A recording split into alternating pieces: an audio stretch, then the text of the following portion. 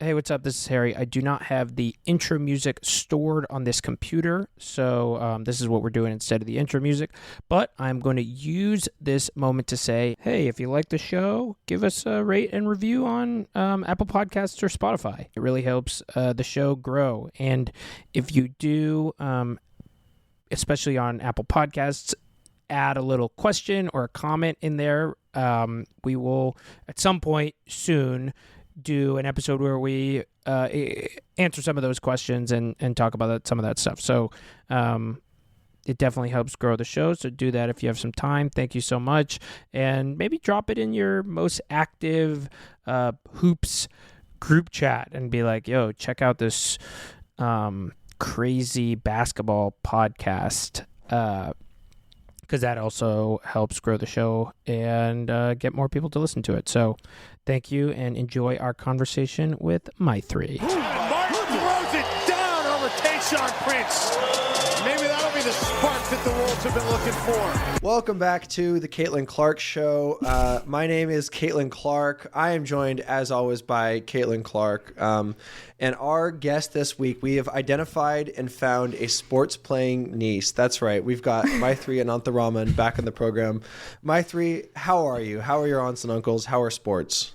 Sports are good. They're being played by nieces across the globe. I love that. Yeah, nieces are really having a moment. We'll get to that. That is obviously a reference to Christine Brennan's insane column about how no one is watching the WNBA and sports playing nieces across the nation are devastated because of her various injuries. But this is, of course, nothing but respect. I'm Patrick. We have Harry with us.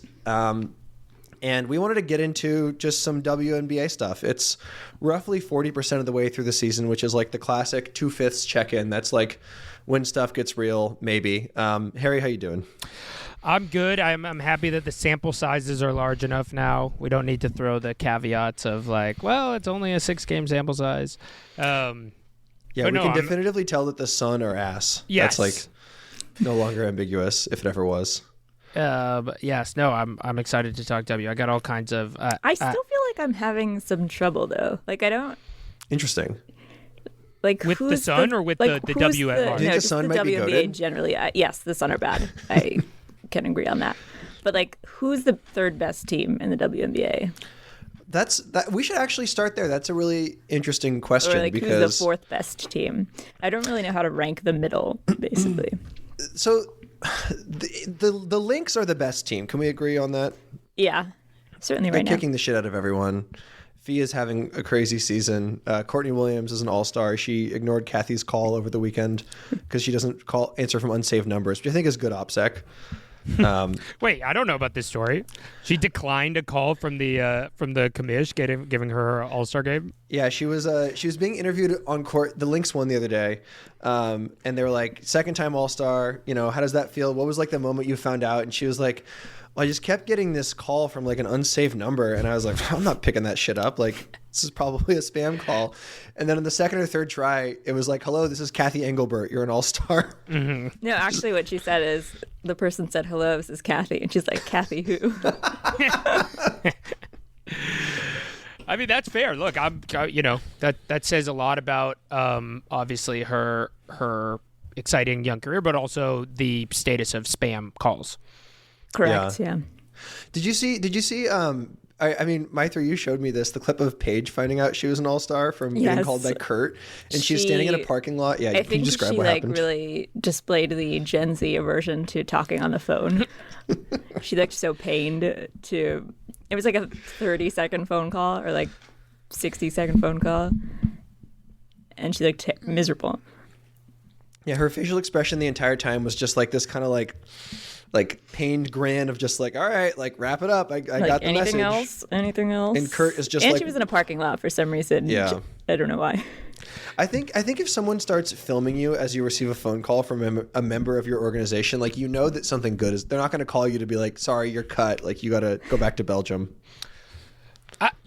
It's funny this we're talking about this like we're going to get into later talking about the social media apparatus surrounding the W, but one of the I see this is the Caitlin Clark show after all. This is, of course, the Caitlin Clark show. We're going to talk about that, but I see it where, I produce Sue Bird's podcast. WNBA players come on, and more often than not, they will be like, "Can my team come?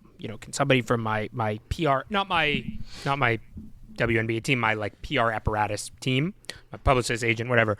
And I noticed it especially with Stewie. They are so good at kind of like phasing out the reality that 3 people are standing over them with DSLR cameras, like circling them in a way that I completely am not prepared for every single time. Like there's like somebody scampering around taking like, long form video that's eventually going to get posted, and I like freeze up and just start making eye contact with the camera while I'm trying to do my job, and it's not even about me. So that's the job of an athlete, though. You have to tune everything out. So they're especially good at that.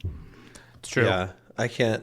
I mean, I'm even appearing on any video call with even people I know well, such as this. I'm like, why are you guys looking at me? What are you doing? So we have a number of topics.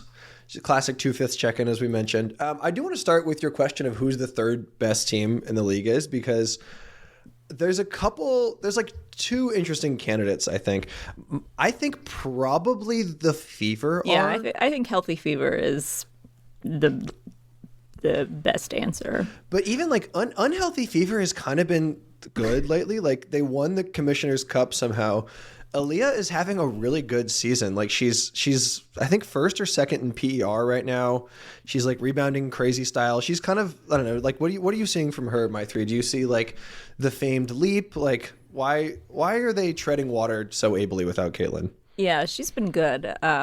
There's like this funny quote, because people love saying like dumb things that they know are going to be scrutinized. Carolyn Peck was like, the Fever are more dangerous without Caitlin Clark. And I think she meant they're like more unknowable without Caitlin Clark. They're definitely a better defensive team without her. Like the Commissioner's Cup, I thought they played terrific defense. And even going back to the last game that she played before this groin injury was against the Storm. And that game, I was very annoyed with her. She was just not really trying. And so the injury made sense in retrospect. But I felt like the team defense was so good. And they have, when she's not playing, their point guard options are Ari McDonald or Sid Colson, who are actually these really good like point of attack defenders. And we're just so good at like forcing everyone out of the middle of the floor, making it really hard for the Lynx to set up their half court offense, which is like what they do and the real bread and butter of their offense. So I don't know that they are more dangerous. That feels a little bit misleading, but they're still interesting without her. They are, and like they're a pretty deep team, and they seem to have pretty good positional size from what I've seen. Like I really like watching Natasha Howard play in particular. And yeah, like they have a lot of length. They're a really good rebounding team. I noticed this. I was in Indy for Liberty Fever, so that was the first game Liberty lost of the season. An incredible Caitlin game, but I was just really impressed by the Fever on the boards and all the things they could do with their length. Lexi Hall was pesky. Sophie Cunningham is, among many things, also pretty good at like rebounding, and so yeah, they've been rebounding from controversy. I don't even know that she is. But yeah, they're an interesting team. Well, and also wasn't it the Fever are an interesting story because there was so much talk about this like high-powered offense that was going to take the league by storm and all this stuff, but then in part because of injuries, but in part because like theory hits the sort of reality of WNBA basketball. It sounds like what's actually been the separator has been this other stuff, this kind of like length, positional malleability, point of attack defense, like the narrative. Am I right to say that the narrative has sort of stumbled? Like, a lot of that has to do with who they hired as a head coach. Steph White came from the Connecticut Sun, and the Connecticut Sun's offense was like pretty gross. It was basically just Alyssa Thomas doing everything herself. But they were a fantastic defensive team, and it feels like she has finally been able to get her system in place and like teach everyone how to play defense. And everyone's trying. Everyone except Caitlin is trying. I don't really care about Caitlin playing defense, I should say. Not a problem. I'm very forgiving of offensive engines. They don't have to play defense. It's fine. But I think everyone else is like really trying. You had in your WNBA season preview for Defector, you had this bit about how like just sort of how important good big play is and how essential that is for teams that want to like the best teams are the ones who like not necessarily play through their bigs, but whose bigs can do the most. I'm just sort of interested kind of in the Fever specifically, but more generally, like how you see that thesis playing out, because from what I've watched, it's like even more true than you even like you understated it, if anything. Like the 4 best teams in the league are all the ones who have like great big play, and like the libs are just like totally sputtering out. Like the second John Kell goes down, like everything changes for them. Yeah, I still think it's like the huge separator between the best teams in the league and the worst. Like every big has their career high when they play against Dallas because those bigs just cannot do anything. And like, wow, Leah Rasher. I felt like at the, I know, she's sweet. She gives funny quotes. But like, I two things you want to hear from your defensive stalwart.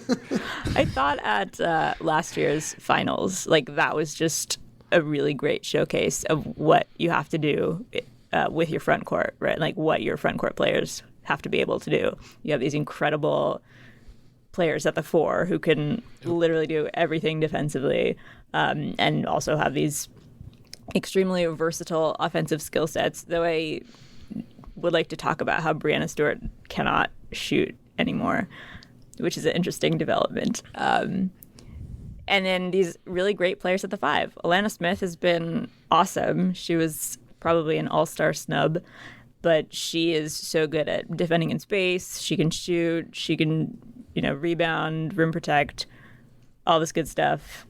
And like I felt like every single general manager in the league has to look at those teams and then look at their own team and think like, are we close to being that? Can we get that? Because otherwise, like that's who you have to beat. And I don't know that a lot of other teams are on track to do that.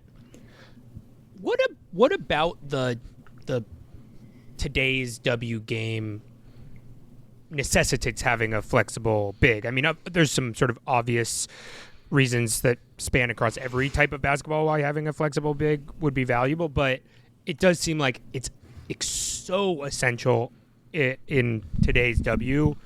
Like, does it allow kind of a specific type of offensive flexibility? Like, what is going on there, do you think? Yeah, there was on the Athletics Women's Basketball podcast, they had an interesting discussion about the role of the power forward in the WNBA, and that's like kind of been the star position for a while now. I think they pointed to like Candace Parker being that first like really versatile positionless 4, and like it's kind of a chicken and egg thing where you're like, is the game being played like this because just there's like a cyclical thing where a lot of the best players lately have been 4s, or is it that players are kind of adapting to this?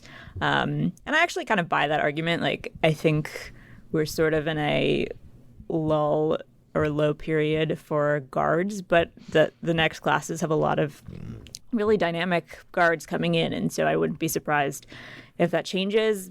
It's for the last 10 years at least, it's been very difficult to win a WNBA championship if like the best player on your team is a guard. But the Fever, I think, could change that, right? Like, Kelsey Mitchell, I don't think that is going to be that way forever. Yes. Well, Sid Colson will lead them to a championship. That's right. Well, I'm sort of, Sid Colson is an interesting segue, and we're sort of jumping all over the run of show, but that makes me think about why the Aces are so ass this year. And I think a lot of that is not having Kelsey around to just be normal and like pass super good. Like Chelsea's like a good passer, but she's like a different kind of point guard. Like Kelsey plays the game at such a speed, whereas like Chelsea Gray will just kind of like back someone down for 9 seconds, then throw like one really good pass as every other player in the court is like standing perfectly still. And that's like so much easier to defend. Does that broadly scan to you? Yeah, they have sort of a number of things going on. One is that they have a pretty terrible option at the 5 now. I think they might slot Asia over, and they traded for Nalissa Smith, which I think was a terrible, terrible trade. So stupid. WNBA front offices love making incredibly stupid trades and giving out their first-round picks. I think their first-round pick could actually be pretty good, and now they do not have it in 2027, which is going to be a very good draft class. And so, yeah, they're not getting anything from half their front court. And then, yeah, losing Kelsey is a huge downgrade because she's a great shooter. She can get to the rim a lot. And that spacing threat just sort of opened up so much more. And I feel like all the guards on the team have gotten worse, like the Jewel for Kelsey swap aside. Jackie, my love, is not having the greatest season. Chelsea's getting old. It's tough. Becky Hammond so angry. I think, Patrick, in mid-May, I think I texted the Let's Go Aces group chat. I'm calling it now. This is Becky's final season. It's true. And I thought it would be because she would just get sick of them and leave, and kind of fed up with them because she just seems so upset every time they show her on the sideline. She's pushing the limits of the death stare, truly. But now I don't know. Maybe she should just get fired. I don't know if she's clearly not a good executive. I have to imagine the Aces haven't hired a GM, so I have to imagine she's the one making a lot of decisions. And she doesn't seem to have really inspired her team of late. So I don't know. Maybe she's the problem. All right, I have a few things to say about this. Patrick, you are in a Let's Go Aces group chat. Look. What happened? I'm sending 100 unread messages to the Valk the Line group chat that we're in. What the fuck? I just want to. my lawyers are not on this call, and they're Patrick's actually. Face, you just blew some they're shit up. advising me in a separate window not to answer this question. The group chat predates the Valkyries. Thank you.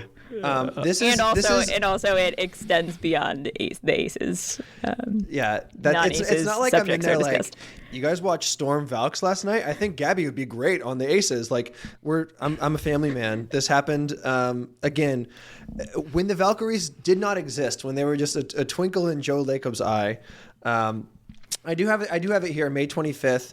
Put this in the lockbox now. Becky final season, and Sammer hit the flushed eyes emoji react. So the record has been corrected. But they don't have a GM. I don't think I knew the trade was stupid, and also it's very funny to trade for half of the Nalissa Dijonay thing, just knowing you're going to get so many just crazy tweets calling you a clown. But they don't have. I mean, they're certainly run like they don't have a GM. Is that bad? I don't know. I mean, some of it is just a general manager. It's just a title that you give someone. Someone is making decisions there. And, you could just give Becky Hammond the title GM and, that would not be good. If she's probably the de facto GM. They have, a president.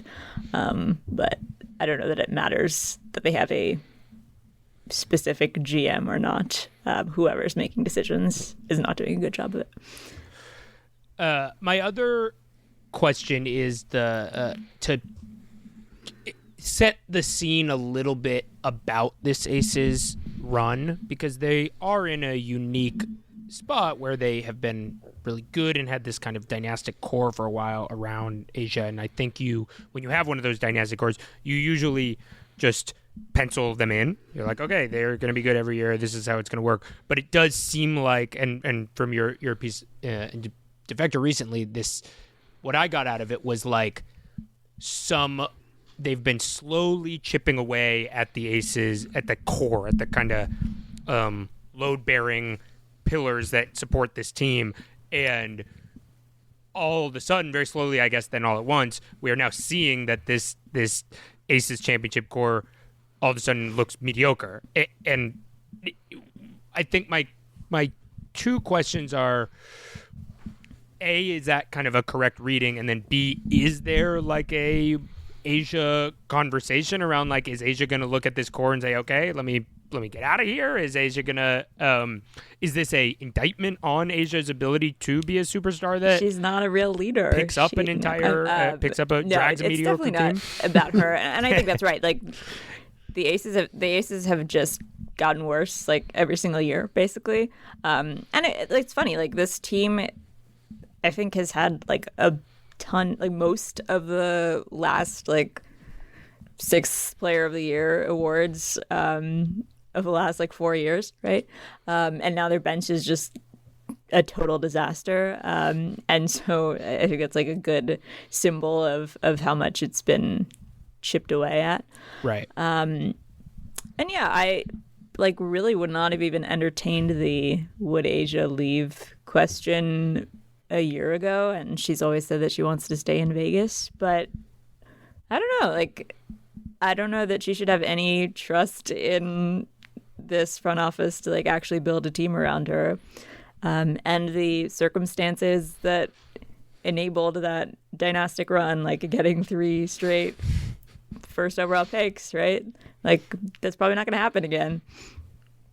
Yeah, she should go somewhere that has a real chance to win the next lottery, somewhere with, you know, an arena that's maybe twice as big as the Michelob Ultra Arena, somewhere where Harry and I would be able to support her. She should go and also play for a former coach and Natalie Nakase. She should go to the Golden State Valkyries. Yeah, That's we can actually sort of just merge our group chats then. Let's go. It'll be yeah. real easy. Big That 10. sounds great. Yeah, that sounds great. I want to do Valk's Corner. We have to do Valk's Corner. I have been getting a lot of shit talked to me because when the Valkyries formed their expansion roster, I was going around town telling people, this is going to be so fun.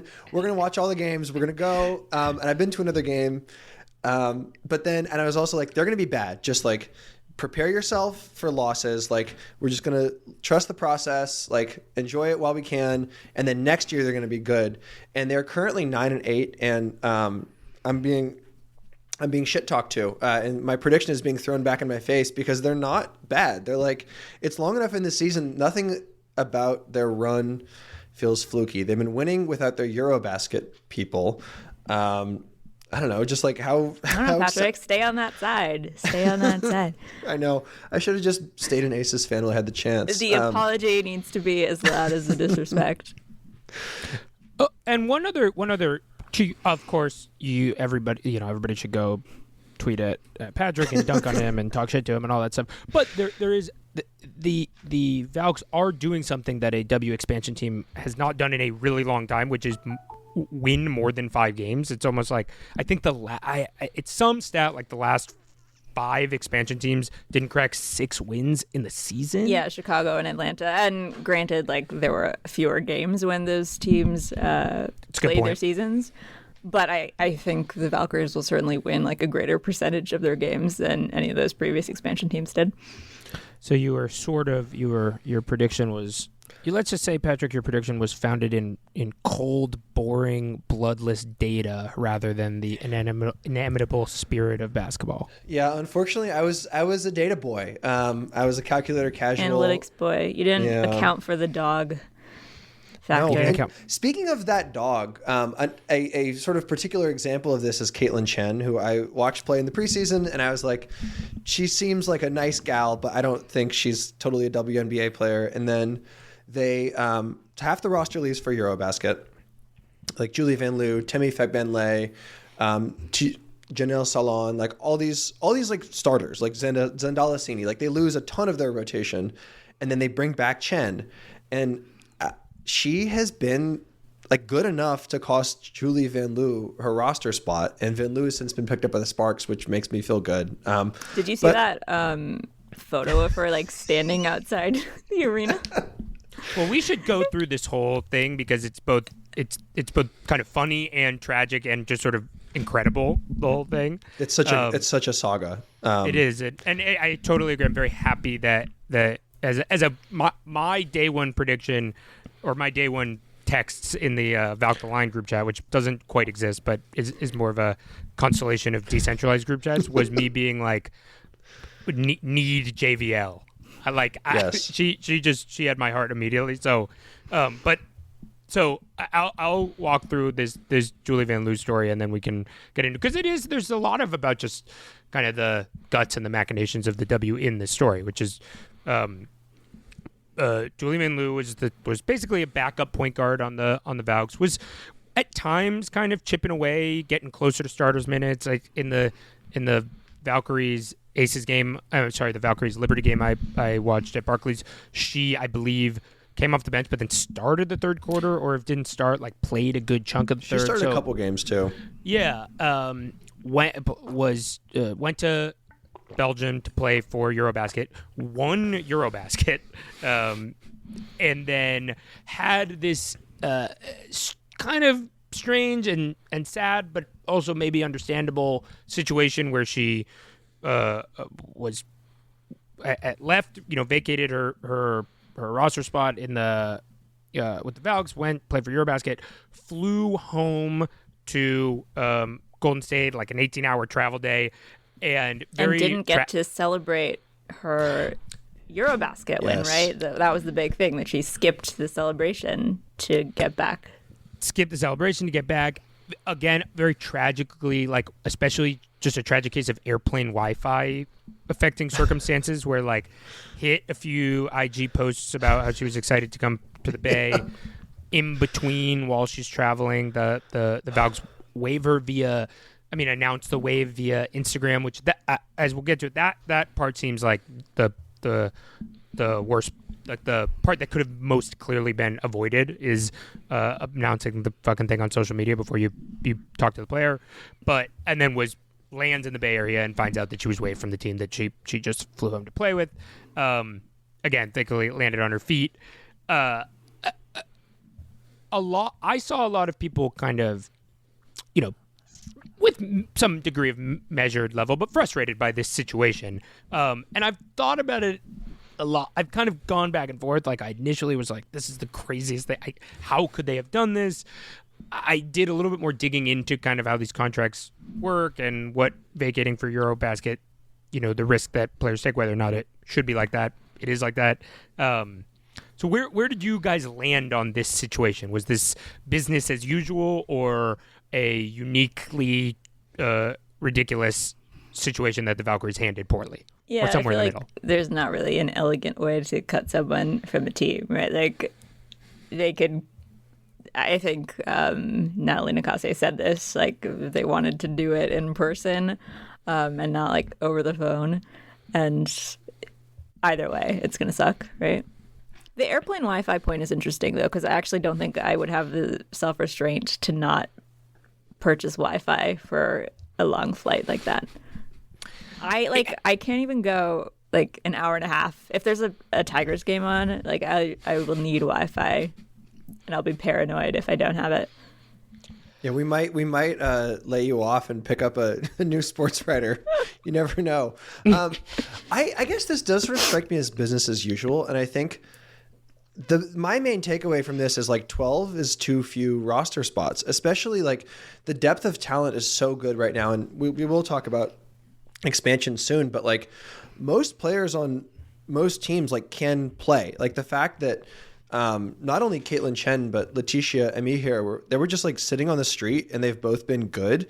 That just makes me think like there's too much talent that's like, I don't want to say leverage, but like more players should have more like opportunities to play. And it does suck that she was like cut while coming back, but also like you said, like you do have to understand that like these are the calculations you make, especially when like it is on an expansion team. And like the entire framework I've been having about this Valkyries season is that like everyone on this team is like doing a tryout to be one of like the 4 players they retain next season after the free agent apocalypse. And every home game is like an audition for every road player to like want to come sign there, because like the roster is going to be dramatically different next season. And it's like hard to get new fans to like understand that, but like it's going to be so crazy. And I did really like that she got signed. Like that made me feel I think I would have been way more sad about this if she wasn't just sort of standing outside of the Barclays Center, like refreshing the, the notifications to see that she'd cleared waivers formally. That was very funny. I want to say something that is possibly obvious, but worth saying for people who are maybe just entering the W fan space, which is that there's been so much conversation about how like there was this chicken or the egg thing around investment in the WNBA from a marketing perspective of like, if we just put players in front of fans, they will fall in love with them. And like the reason, and then, I think misguided and cynical and bad faith people would be like, well, look at the ratings and there's people don't want to watch WNBA stars, and it's like, well, look at all the marketing budget behind propping up Ja Morant that you could, if you applied anything to WNBA players, like you would get the same thing. But there's this other level happening where when there are 12 roster spots and you are at the risk of being not just sort of like benched in a highly competitive, like extraordinarily highly competitive situation, but kind of like waived and removed from your duties and possibly sent to a new team or a new offense or a new whatever, it just creates such an incredibly hard environment to play your best, but also like grow any kind of connection with a fan base and all this stuff. And this stuff, this kind of precarity has been going on for years in the W, and it just shows how I'm hoping that with the new CBA, a lot of this stuff will get patched up, or at least the players will have more leverage to patch that up. There's going to be a little bit more wealth to go around, but it just shows that the financial precarity and the poor running of the W wasn't just a marketing thing. Like it actually was creating an environment for worse, less consistent basketball. Yeah, I think that's absolutely true. Like the having those distractions, and like players have made this point too, that if you have worse facilities, right, you are going to be worse at your job. Right? Yeah, and like you see in sports all the time, like the idea that you could just be traded tomorrow is like this like horrible like sort of Damocles hanging over you, and like you could be cut or whatever. And in sports where people are like paid for their labor, the exchange is no less brutal, but it sort of makes some sense because it's like, okay, yeah, you have a 10-year career, but you're going to earn like $25 million during this period, and you kind of will just accept some like bad working boundary conditions because it's ultimately worth it. None of those arguments make sense if you're making like blogger money, Right.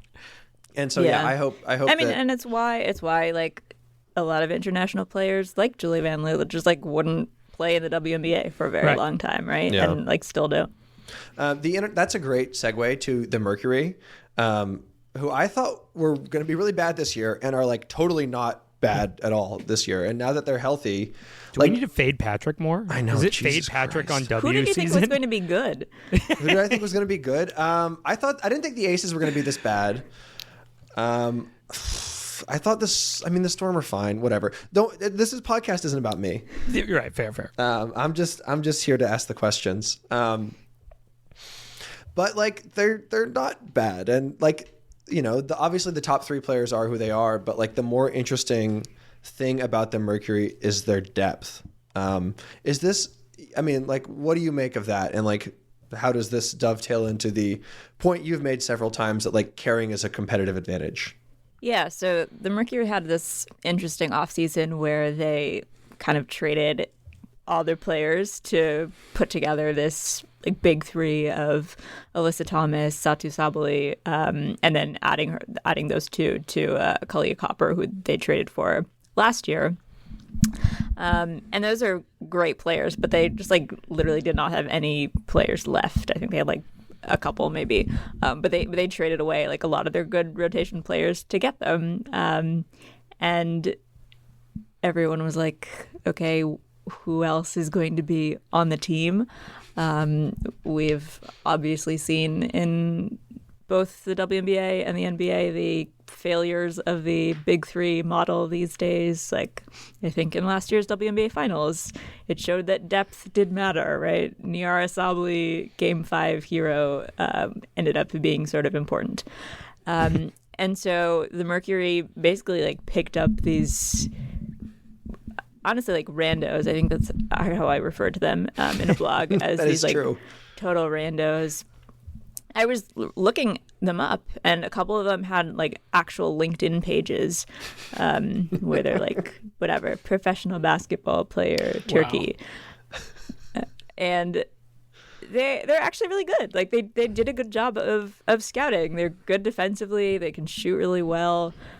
They like have not looked out of place in the WNBA, and it's kind of crazy because they were mostly like players who played in the NCAA, right? And like were in front of talent evaluators, presumably. Like they didn't like create these players. Like yeah. Like, I mean they were not playing in some like hidden league in Europe or something. And like several of these are like 29-year-old rookies. Like there's like a lot of tape on there out them. Yeah. And they've been great. And so I feel like for a very long time, we've used practice facility as like a shorthand for how ownership shows that they're interested in spending and like caring about a team.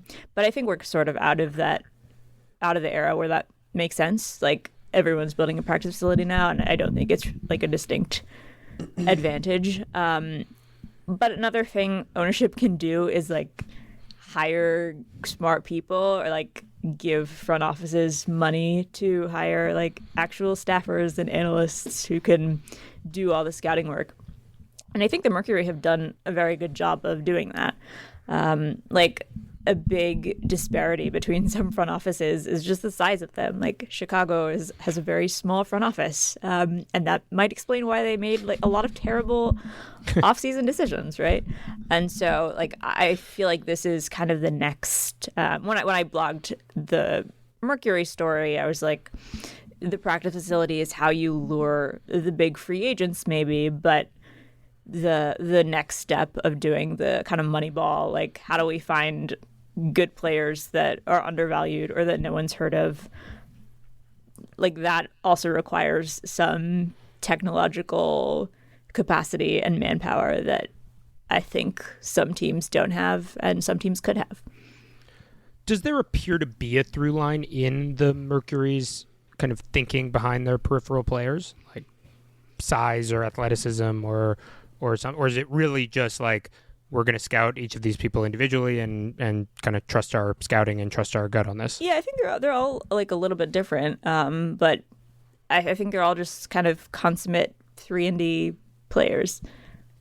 Like nothing, they shoot a lot of threes. Nothing super special. They shoot a lot, so that helps. That's certainly a trait they look for. Yeah, I was watching Valks Merc, I don't know, like a month and a half ago or so, and the Valks blew like a 12-point lead in the last 5 minutes, all just because like Lexi Held was standing on the perimeter and just like letting it fly. Yeah, I was blowing up my Mercury Madness group chat. Dude. Everybody was fucking so mad. Right before she let the first three fly, I was just texting about 75 different people in my phone like, she's gonna miss this shot, by the way. Just like put all your money on a miss here. The Mercury are fun to watch. Like obviously, like everyone knows how good Alyssa Thomas is.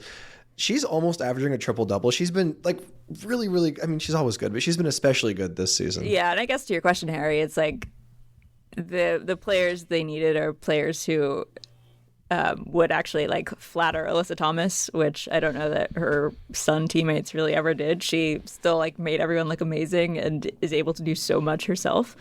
But this actually feels like the perfect environment in which she is truly maximized and could kind of like run the offense and pass to people who can actually shoot and Makes are sense. more than 2 feet away from her. Well, I don't have a perfect transition to this, but I'm hearing reports that Sophie Cunningham wants Detroit not to exist anymore. That she's thinking that it should just be absorbed into the Lake Michigan. Is that right? Yeah, I was telling Patrick I'm like torn between not wanting her on the WNBA Detroit team and then wanting to like expansion draft her just to spite her. Mm-hmm. So hopefully I'll figure out which one by 2029. Yeah, totally. For our listeners, some exciting news around expansion in the W, which we'll get into. That was, I don't know, overshadowed, but the viral moment coming out of this was Sophie Cunningham in a scrum talking about expansion, and I'm a little sympathetic to her actual quote, but was basically capped off a 1.5 minute sentence with like, yeah, people don't want to go to Cincinnati and Detroit, which she meant Cleveland and Detroit, which is also kind of funny. Sort of, it proves her or doubled down in that, like, getting Cincinnati and Cleveland confused. Kind of says everything you need to know, but created a predictable and almost rote news cycle of like the, red meat local radio industrial complex. Yeah, everyone is dunking on her. She's being anti small town, etc. But what do you think? Let's talk about the expansion first. What do you think about the expansion, the choosing of these two cities? Of course, you are biased as a Detroit sports fan and Detroit native, but what do you think about it? Yeah, so it's Cleveland, Detroit, and then Philadelphia are being very phased in. So in that order, right? In that order, yes. So it's 2028, 2029, 2030, which is so far away. But I think it's a lot of teams. Like, initially, I think Kathy Engelbert had said something like 16 teams by 2026, which is what we would have had, or maybe 16 teams by 2028, which is we would have had 15 next year with Toronto and Portland. And then there were some reports that Cleveland was going to get the 16th team. And then right around that same time, there was like some whispering that they might keep this round of expansion going, which I thought was, I don't know. I don't actually know how I feel about the size of the league now, because it's a pretty huge expansion in a fairly short amount of time, right? Seems like it. I mean, percentage-wise, that's 12 to 18 in less than 10 years. Rosters too, like you don't get quite a doubling, but it's a pretty serious expansion of the labor pool. My dumb brain sees that and is like, great, more stuff. But I'm curious about the idea of growing too fast. Seems sort of like there is going to be some growing pains. Yeah, so there are some aesthetic arguments for why the WNBA is better than the NBA that I cannot really get behind. Like, I don't think men are bad at passing or whatever. I think NBA players are very good at their job. But I actually do think the WNBA product has some advantages. Like, in a 34, 40 game season, you don't really need to do load management, right? Like, I feel like in any given game, a WNBA player can expend a lot of defensive effort. And, I'm not trying to be a crank. Like, I know why NBA players do have to do load management and kind of not try as hard in some regular season games. But I feel like it's cool that WNBA players do that. And so I think this schedule is going to get longer too. We're already at 44, up from 34 5-6 years ago. And I imagine that number will keep going up in the next CBA. And I think with more teams, you just have to play more games, right? And so I'm not sure what that will do to the product. I think players are going to have to figure out how to kind of pace themselves over the course of a season. I remember at the finals last year, right before game one, Kathy Engelbert announced that the finals are going to be a 7-game series, best of 7 series, up from 5. And that seemed really exciting, especially after game one, which was just a wacky and incredible game. But then, like, after Game 5, I was like, I do not think I could bear to watch 2 more games of this, because everyone was so tired. It was basically like, who has the best, like, 9th player on the team. Brianna Stewart had no legs at all. You didn't even play minutes in the finals, and I saw you right after, and you appeared like on the verge of death. Yeah, we had our work retreat after that. I was so tired. Big like Draymond Green style ice bags on your fingers. To your point about how there's no load management, I just looked up minutes per game in the WNBA compared to the MNBA, and there are 19 players playing 31 or more minutes a game, which in a 40-minute game converts to about 36 or 37. There was 3 players who played over 37. So, like, as a percentage of the game, the best players play so much more. Like, Kelsey Plum, Alicia Gray, and Ryan Howard are all at 36 minutes. That's like playing 90% of the game. That's there so cool. Some, like, Alyssa Thomas has always played a crazy number of minutes. I feel like the championship aces teams, the starters played much. And so, yeah, that's going to have to change. Another, like, nice thing about the WNBA product is that when there are fewer teams, I feel like talent is sort of naturally consolidated, right? Like, you sort of naturally end up with all-stars playing with each other. And, like, while I do think there are a lot of players on the outside looking in of the WNBA, I don't think there are a lot more Brianna Stewarts or Nafisa Colliers or players who can, like, really anchor a team.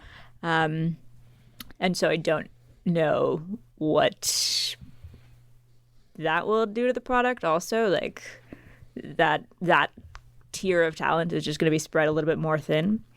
And, like, with more teams, there's going to be more competition for free agents. And so I think, like, just team building itself will really have to change. There's also just the fact that there are going to be, like, 4 expansion drafts right? I don't know how the dual expansion draft. I don't know how this expansion draft is going to work at all, because everyone's going to be an unrestricted free agent, and so I don't know how they're going to figure that out. But then they're going to have 3 expansion drafts in successive years. And I don't know how you're supposed to, like, really be able to plan in the long term, and how you're supposed to, like, have depth on your team.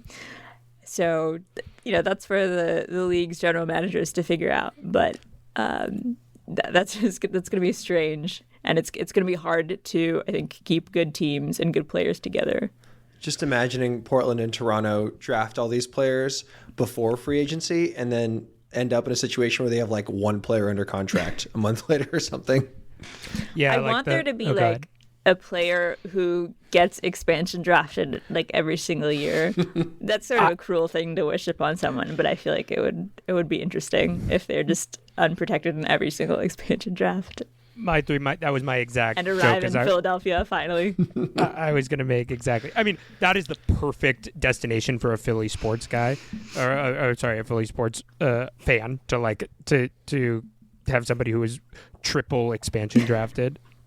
Anyway, the triple expansion,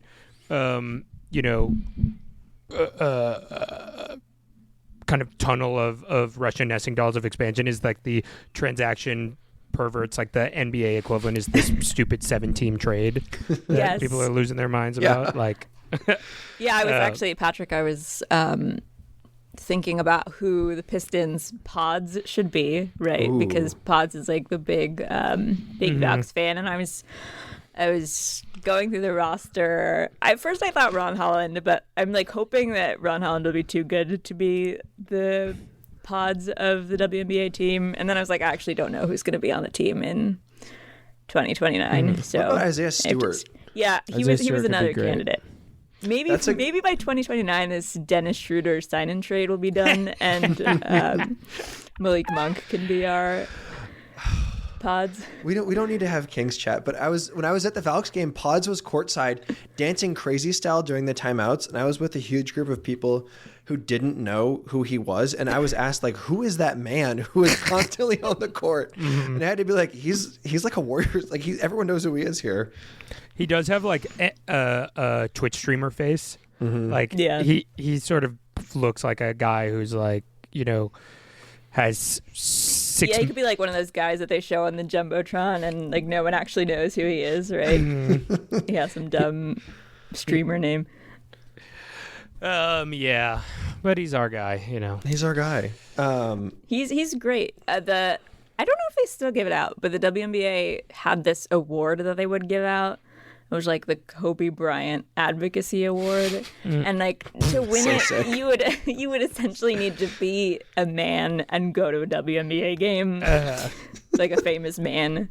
Like Pau Gasol won it, and I was like, I have no memory of him ever advocating for the WNBA. Chris Paul has also won it.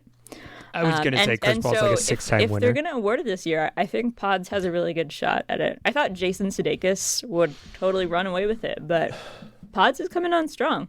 Well, Sudeikis hasn't been the same NBA player since the knee injury. Of course, he isn't getting minutes like that anymore. The Sudeikis thing, I do have to say, like, it feels kind of weird. Like you've been to Liberty games, both of you. Like they'll announce all these other like incredible, like major celebrities, like people whose names everyone knows, and then at the start of the fourth quarter they'll be like, and now it's like they introduce him like a player, and he becomes Ted Lasso for 30 seconds. I don't like the vibes. It feels weird. Yeah, I was at a Liberty game, and at the post-game press conference, like Sandy Brondello, I think like 100% seriously referred to him as Ted, like she didn't actually know his real name.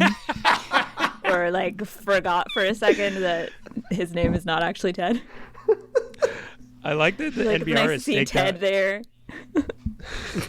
We've staked out a position as the ops of the Liberty in-game entertainment crew. Oh yeah, we had the anti-Ellie take. I did want to talk about the lack of a Miami team in the W, because that was I believe Sophie Canham either said it or that was in some of the... Yeah, that's actually the funny thing, is that her remark is just that like basketball players would rather live in Miami than in Detroit, which is 100% true and a totally understood thing in NBA discourse, right? Yeah, but I want to go out on a limb and say that there needs to be less sports teams in Miami. It is a negative social externality. It's like smoking cigarettes or Yeah. like also, whatever. NBA players play in the winter, and WNBA players don't. That's another good point. But I can't. I mean, we're already seeing the wild west of crypto entering the Miami sphere. I just like the Miami coins with a Z or whatever. Like, I'm fucking no way, dude. Give me a Skyline chili and a Coney Island dog, dude. I don't want the $sign Miami team. Yeah, the Connecticut Sun have to relocate, but they have to go somewhere that's even more the opposite of Miami. Like we have to keep, because if they get their hands, if those crypto people get their hands on an orange team with the mask, they are going to lose their damn minds. Like we have to. What player do you think is like most likely to be a crypto freak? Ooh, that's an easy one. Maisha Hines-Allen, for sure. I don't know. I just thought of her. That actually checks out. I remember a couple years ago, the WNBA like partners with Coinbase. Sure. I don't actually 100% know what Coinbase is. Sure. Also, but they like had this Twitter live thing where Benijah Laney was like asking these scripted questions to a Coinbase executive, and they were talking about like crypto. It was like a crypto Q&A on the WNBA's Twitter, and she like clearly did not actually have any personal interest in it, but that's relieving. Maybe she would, now that she's learned all these facts about crypto. Well, because there's a dark alliance of like people who view everything as a sort of asset that could be invested in, the Dark Alliance of those people liking cryptocurrency and liking the WNBA. Like, there is a certain type of person who's just like, my favorite part about women's basketball is that it is a growing asset. And them, you get them and the Coinbase people, it's going to get dangerous. But yeah, the orange jerseys, dude, the orange jerseys with the Bitcoin patch on it, it's just like, yeah, we need to do everything we can to stop that. Put a team in Kansas City, put a second team in Portland. Let's get Portland, Maine. To answer your question, what Coinbase is the sponsor of this podcast. Use code SammerKloff, all one word. Yeah, exactly. No, I think your point there, Harry, is a really interesting one. And like, in the way the league kind of talks about itself, and that like some of its boosters talk about it, is like as a product first and foremost. Like all of WNBA ratings chat is basically just like, see, like women can be capitalists too. Like, look how much money we're making. Like, look how much we're succeeding in this way. And like, the actual basketball of it seems like further away from that sort of discussion that it does in the NBA. And I don't like that. Well, I think it's I want to push back a little on the cynicism, because I think it's almost a two camps situation, where it just does seem like there's one camp of people who are just interested in the basketball as basketball, and then this other strange floating camp that is just like has a weird excitement for it as an asset. At least that's my like sort of trying to sum up a giant. I think there's like, so usually I'm annoyed by like people who really care about NBA ratings, but I actually do think it's sensible to have some stake in WNBA ratings, because they determine like whether the games will be on television for me to watch, right? Like, I think if you're a fan of a smaller league, that's like actually maybe a sensible concern. Yeah, but like the whole asset thing is interesting, because if you looked at like who is getting these expansion teams, it's all NBA owners, right? It's all these NBA guys who, for, it's not the same exact people, but like for the early part of the WNBA, were not actually really interested in supporting it or investing in it, and kind of looked at it as this burden, and are now sort of here to make money, and probably feel like they're owed something, right? Like for hanging on to the WNBA and like keeping it alive. Feel like, okay, now I want my profits. Well, yeah, that all is disappointing if it does end up like that. I had a thought that is a kind of cousin to that. I'm curious. It was just sort of not a hunch theory, but like the beginning of a theory around when I heard that when there was this debate about small markets versus bigger markets, and the decision to pick Cleveland and Detroit and Philadelphia.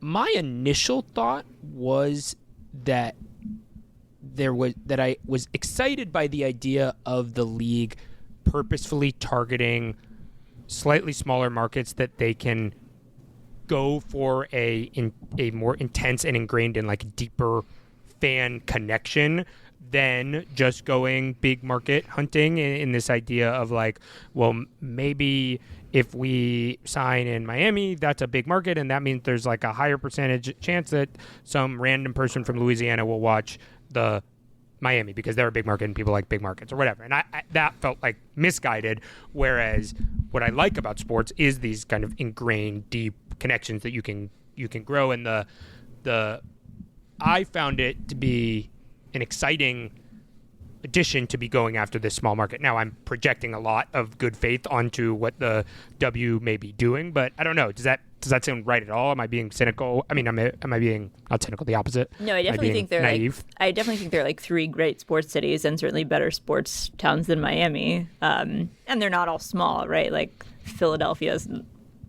Metro Philly is not small. Metro Detroit, like those are mid-sized markets, probably, right? So yeah, I certainly like see that. I think they can support teams, and like I do think the WNBA probably has some interest, and the players have some interest in the owners like actually all having enough money to have WNBA teams, right? And that was something that Kathy Engelbert said at this expansion press conference. Like, yes, we know our NBA owners. Like they've been vetted, right? They can definitely provide like normal facilities and NBA quality arenas.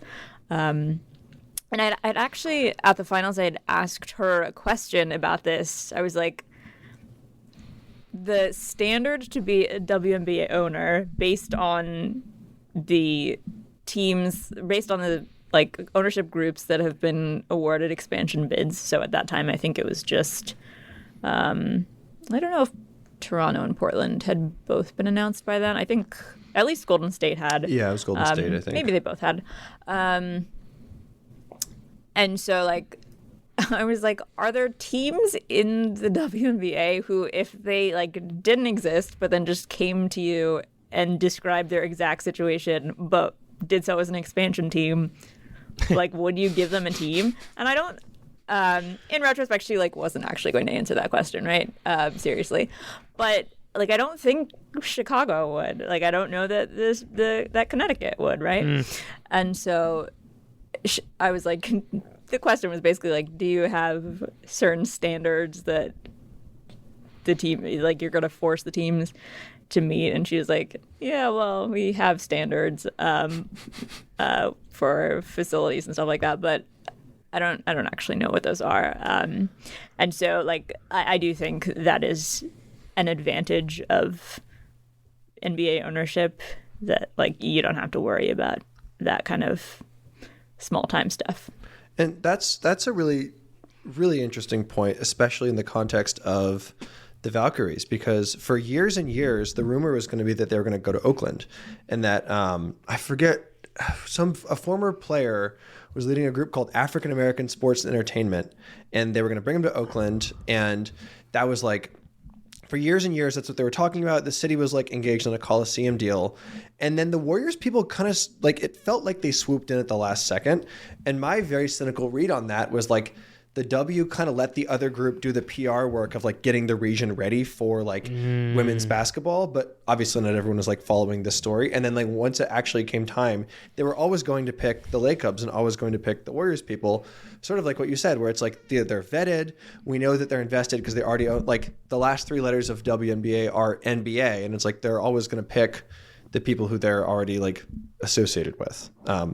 And I guess that like is maybe good. Like that's good for the league. Like you want money, you want stability. So yeah, I find my cynicism actually being, it's still there, but it's definitely been blunted. Seeing how successful they've been. I think it like shows how the WNBA's ambitions and like sense of what it can be have really changed. Like if you look at some of the stuff that Lisa Borders, who was the last commissioner, said in like the mid or like 2010s, I guess, right?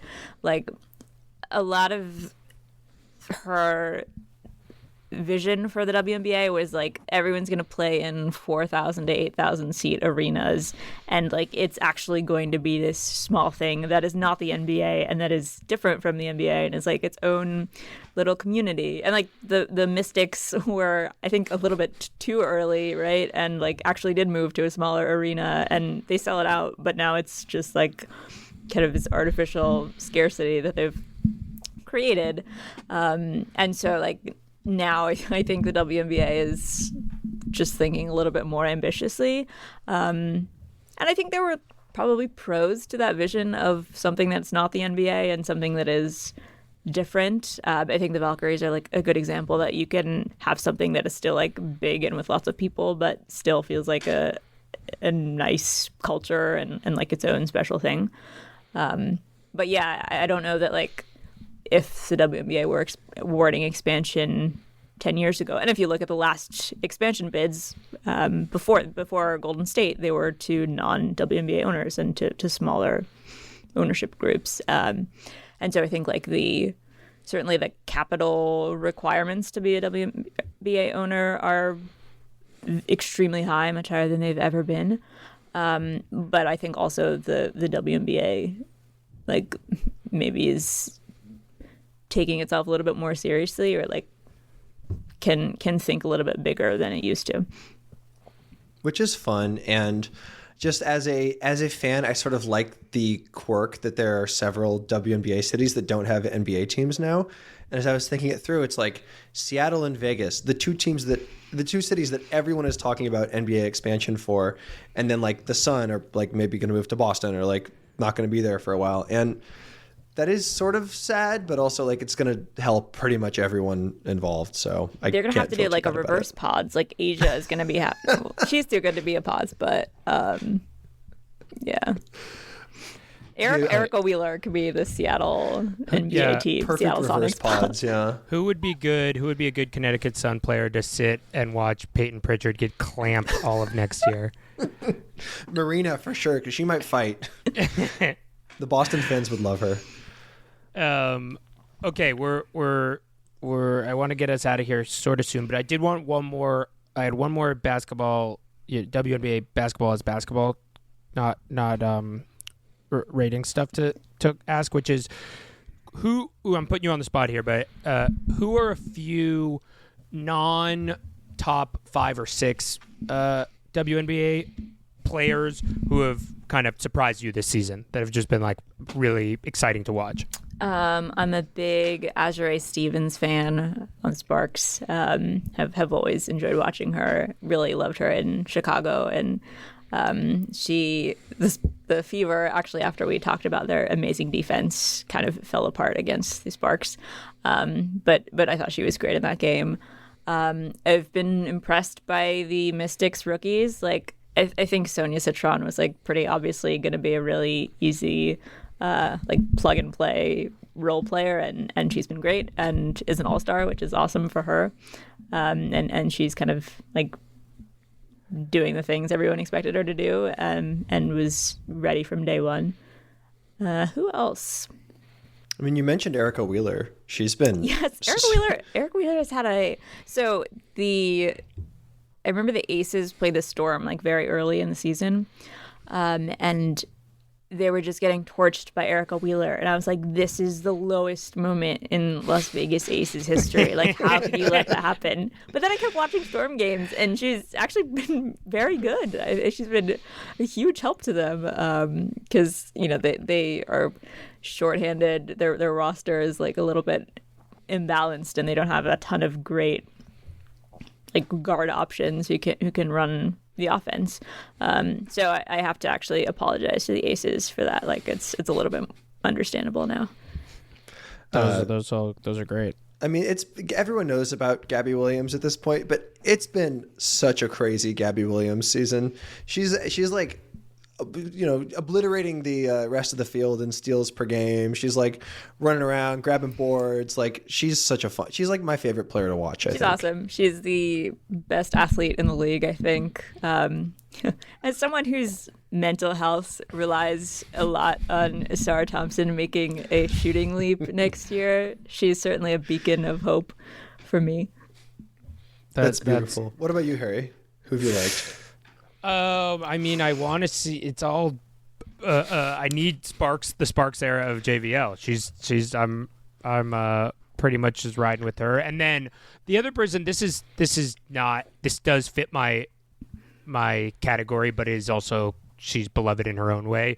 I do love watching Natasha Cloud play. She's like fun. Such a fun point guard. Like, and I really like. These maybe because I'm a shorter fellow myself, but like I watching the guards navigate the physicality of the W, like the way she's able to sort of bump people or rip through stuff or even be physical herself on the defensive end. Like she's just a really fun player to watch, and just has like talk about for better or for worse the Oxportellian aura. Argument has not reached the W in the same way, but Natasha Cloud is on the Aura first team all league. Yeah, she's cool. Talking about Zoran wearing a keffiyeh, love her. let's see what else. What else do we have time for? Harry, do you? The Aura question. Sorry to drag everyone into this discussion Oh, again, I mean, No, this is this what is the right show for it. Come I on. feel like it's interesting because I feel like there are lots of reasons WNBA players need to be like more image conscious, right? Because that's how they make most of their money is like endorsements, and they're like cultivating a brand rather than actually playing the basketball. And so I think they have like more stake in shining up their reputation. Yeah, I remember we were talking about Unrivaled in a different context, and you sort of fifth mentioned group that chat. like Probably some fucking one of the Unrivaled teams group chats. Let's well, go. no, because I was like Lunar Owls. I was like, the Lunar Owls will never succeed. Fee is horrible. This is such a bad idea. The Lunar Owls seems like they're playing 2-on-3 out there. But you mentioned that it's kind of a bummer that like the players like the degree to which they sort of have to be influencers for themselves, and like that they like have to do so much that is not like playing basketball to sort of like justify their own existence. And I thought that was a really interesting point, specifically in the Unrivaled context, but like obviously that like plays into the W as well. Yeah, and it's one more thing in addition to the like just precarity and whatever assorted facilities issues and disparities. It's one more thing that kind of makes it harder to like actually focus on basketball and be a basketball player. Yeah. Speaking one final thing, I just looked at the run of show, and we have to talk about this because we were, not to continue to belabor this joke, but we were actually texting about this. This is a emerging segment that I'd like to debut here, which is WNBA Vampire Corner, which is we've stayed away, I think, from litigating the top line, sludge discourse about that is at times bogging down the WNBA, but I want to use Vamp Corner to wade into it a little bit. And I want to talk specifically about this journey that I was on that Maitreyi, it turned out you were also on a journey, which is the wonderful world of AI books about WNBA players that appear on the Amazon Kindle bookstore after they're involved in controversy. So I was doing some research for another podcast, and I was looking up some Sophie Cunningham stuff, and I found a book. Let me see if I have the title of it. I believe it was called The Sophie Cunningham Biography. It's so great. And it is a completely AI written book. It looks to me that somebody loaded up Sophie Cunningham's Wikipedia page into ChatGPT and was like, turn this into a 300-page book. So it is both AI speak, but it is also like, imagine a 7th grader who has a 3-page paper and he's at like 2.5 pages, and so he makes the periods like 6 times as big to like get to 3 pages. There's just like sort of, it's littered with therefores, and so I texted you about this, and I guess there's a bunch of these that you were saying. Well, there's a bunch of nodes where AI slop has infiltrated the W. There's a lot of AI slop, like to an extent that feels greater than other sports. Like YouTube, like a lot of times I will be blogging a player and I will want to like find a video of them. So I will like just search their name in YouTube, and like the first 15 results are just a made up story. Like I have found this as well. There's a non-zero number of people who think Caitlin Clark has actually quit the WNBA and moved to Europe because this was the subject of many AI videos. I did find because I was texting with some of my friends on the larger Together Media Sue Bird's production company, and one of them sent me one of Sue that is fully has her race incorrect. It is a it's a cartoon book of the story of Sue Bird, where Sue Bird is a black woman. So yeah, there's all kinds of insane AI stuff out there. So be careful. Yeah, I'm looking at this story you wrote, not quite about this, but like sort of talking about this. And it seems like the most lucrative thing to do is just put a player, an image of a player having a press conference with the words "I quit" beneath it. Players are just constantly on the verge of quitting the WNBA There are like at all there are times. like 4 different players who have quit the WNBA. Yeah, There's and no one left. Caitlin Clark just seems to be the victim of racist attacks basically every 45 minutes. That's crazy. That's also like by an alligator that's also a cucumber or whatever. For fans of this, I know, Maitreyi, you have a story coming out soon. Your editor told me we can't talk about it at length, but can you tease it? Yeah, I've read there's a non-AI written book about Caitlin Clark coming out. It's been talked about a lot, and I have read the book, and I will be writing about the book. So that's the story. I can't wait to read. That's going to be exciting. Yeah, and what else? I mean, I guess that's the biggest plug. Also, read everything Maitreyi writes at Defector. And Patrick, you've got some. You're gonna do some. We were gonna do Tour de France corner, but we'll save that for next week once you've actually been, because you will be doing some Tour de France coverage. And I have to say, I sent it to a friend, but also I gave it a read. Your how to watch the tour. I don't know anything about cycling, but I read it and it did get me excited. You did a good job of putting it in, like, I'm sure there's high level analysis that a real fan of the sport could get out of it, but you also were able to get the dumb guy audience. I was like, there's 2 big guys and they're battling each other. There's a guy who's shaped like a bullet. Yeah, there's a guy with aerodynamic skin. Yeah. I was unfortunately a victim of my own success here, because I share a Peacock account with the rest of my coworkers, and every morning when I wake up to watch the tour, all the East Coast people apparently already have it on, because I've been locked out almost every single morning and have been forced to VPN into like the French coverage of it. There's a group Peacock account. Yeah, it's in our resources account. I have my own Peacock account. Wow. I can drop pay the for password. So different unless you're group watching chats, the tour too. Anyway, thank you so much. Thanks for coming on. This was really fun. Yeah, this was always awesome. great to have you back. Yeah, always fun.